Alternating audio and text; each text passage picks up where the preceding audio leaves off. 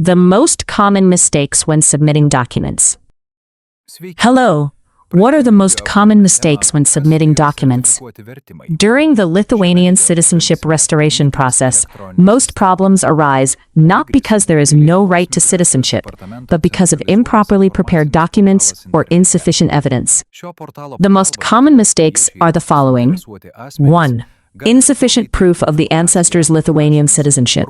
Many applicants, in an effort to save money, often do not conduct a comprehensive search in the Lithuanian archives.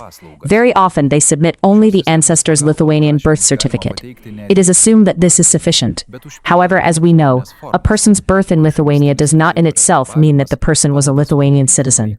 The strongest evidence includes Lithuanian internal passport, Lithuanian foreign passport, military records, voter lists, interwar population registers, land ownership documents, archive certificates confirming citizenship, any other documents confirming facts of residence in Lithuania.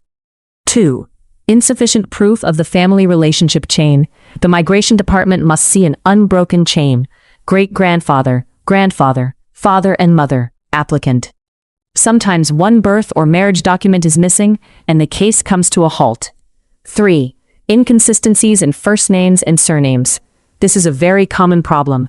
For example, Jonas Petraitis in Lithuania, Juan Petraitis in Argentina, João Petraitis in Brazil, John Peterson in the United States.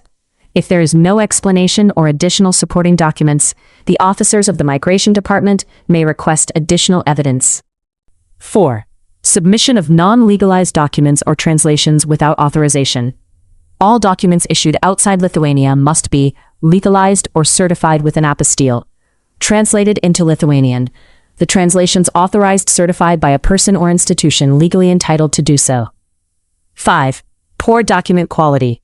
Very often, unsuitable copies, photographed with a mobile phone, illegible archive documents, cropped edges, documents scanned at too low a resolution.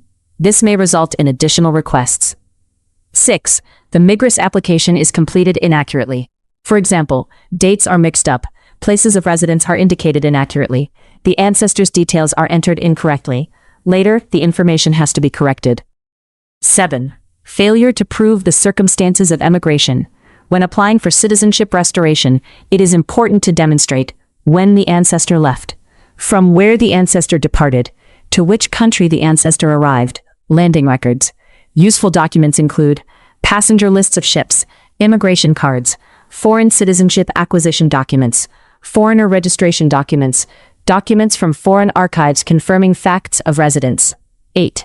Failure to submit all available documents. Sometimes people think, notarization and apostilles are expensive, I'll save money. This document isn't necessary. However, even an old passport, a military service record, a school certificate, a church baptism record, household records may significantly strengthen the case. 9. Complex family circumstances are not explained.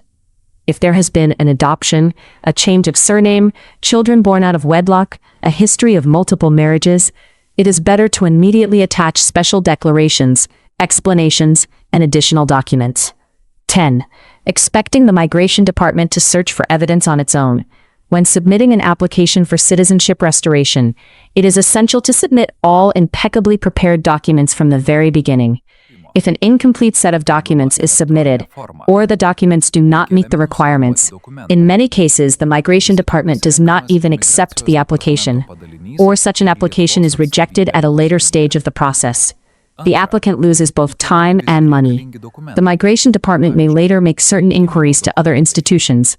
However, the responsibility for proving the right to restoration of citizenship primarily rests with the applicant.